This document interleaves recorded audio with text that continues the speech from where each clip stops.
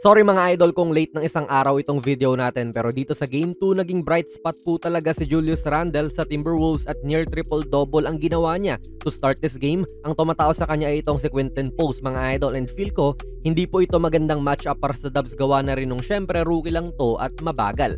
Pero yung mga mahuhusay na defenders naman ng Warriors ay occupied na. Si Jimmy, tao itong si Edwards, samantalang si Draymond naman ay assigned kay Gobert, in which medyo nagiging successful siya sa matchup nila na ito noong Game 1. Kaya no choice po ang Warriors kundi isalta si Post dyan kay Trumpo. At kahit sabihin mong okay naman ang depensa, like hindi naman nausog gaano papasok, too easy pa rin yan kay Randle. Actually dito nga po si Jimmy naman ang kalaban Mahusay na defender to, pero si Randle naman kasi ay parang barako sa poste. Marami mang nang mamaliit dito na nababasa ko sa comments, pero hindi mo naman maikakailang malakas talaga yung katawan niyan, matigas. Kaya nga po napapadefend ng ganito ang Warriors at may dalawang gustong mag-help. Kasi mahirap kalabanin ng one-on-one to. That's why nalilibre yung iba.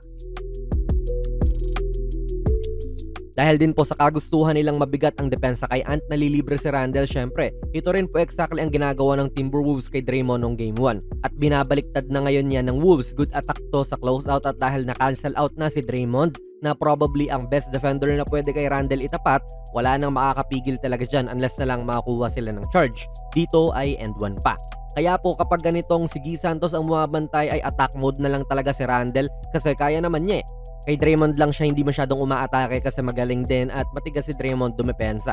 Na-foul siya ni Santos dito. Ayan kapag si Draymond ang tumatapat, may pagdadalawang isip itong si Randle. Feel ko naman, kaya niya sa bungguan tong si Draymond pero mautak din kasi to. Pwedeng kumuha ng charge yan. Kaya hindi niya rin to inatake habang natakbo siya kasi baka utakan siya ni Green kung pipilitin niyang mangbunggo. Comfortably kontra kay Jimmy mga idol, ayan nga po umaatake si Julius at napakadelikado nitong may step back midi pa siya. So sa ganito, kung Warriors fan ka, ano kaya ang dapat nilang gawin dyan? Dapat ba nilang i-double si Randle or magtiwala na kakayanin ni Butler ng mag-isa ito? Tsaka ito ba yung tira na willing i-let go ng Warriors? Let me know sa comments mga idol.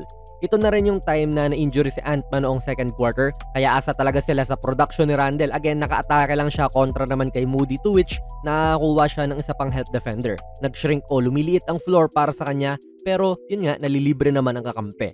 Yan din ang risk mo kapag i-double mo siya. So sa susunod na laro, kailangan may defensive plan din yung Warriors sa ganito. Kasi kinakain lang ni Randle yung mga defenders niya. Lalo pa po ngayon na walang double team.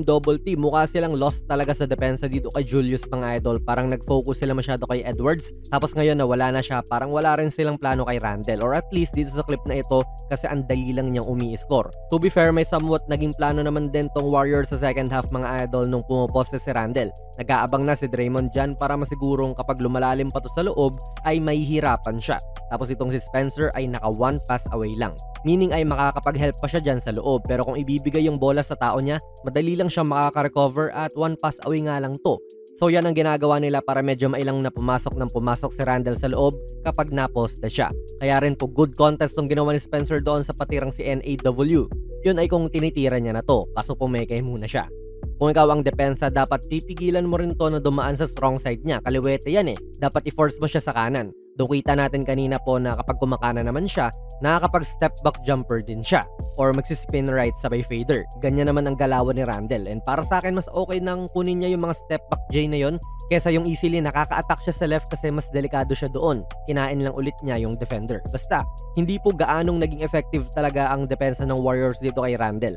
Problemado sila kay Edwards, pero kay Randle hindi masyado ata Kaya ayan tuloy, na-enjoy niya yung mga one-on-one post-ups at madali siyang nakaka-score kapag ganun.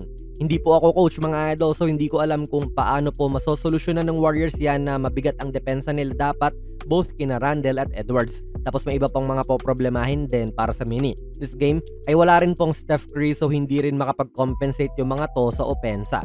So sino kaya yung mananalo sa Game 3? Let me know your thoughts mga idol sa ating comment section. Kung nagustuhan nyo po ang ating video ay pakipindot na lang idol ng like button, mag-subscribe ka na rin sa ating channel. And ako nga pala si Jonas PB, and as always, hanggang sa muli.